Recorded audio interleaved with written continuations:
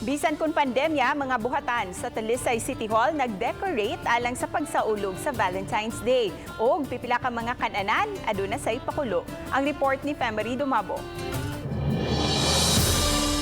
Ang ubang empleyado sa niaging simana pa nag-decorate aron maghatag og kadasig sa mga dunay tuyo sa City Hall.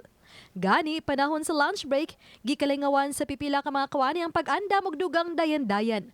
Alang nila, way lugar ang kaguol, bisan pa man og anaa kita sa pandemya.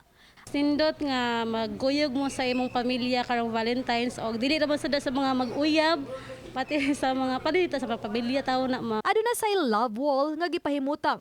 Di na mga hugot lines mamahimong isuwat ni bisan kinsa. Dinhi sa hallway sa Legislative Building, mutagbo kanimo ang heart o cupid decoration. Sa pipila ka mga lamisa, adunay mga buwak o gagmay stuffed toy. Voluntaryo kining gihimo sa mga kawani. In the spirit of Valentine's Day, kung malipayon sila sa i-celebrate nila ang Hearts Day, then it's voluntary. Likaya na to ang COVID, pwede yung malikayan ng Valentine's Day.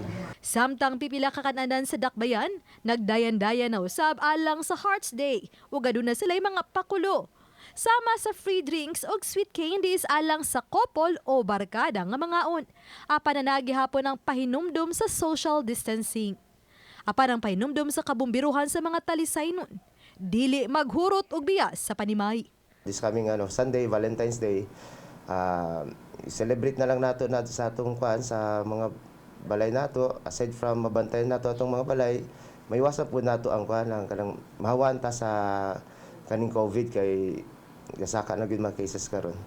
So happy Valentine's na lang sa tanan. Uban ni Rinanti Quiñones.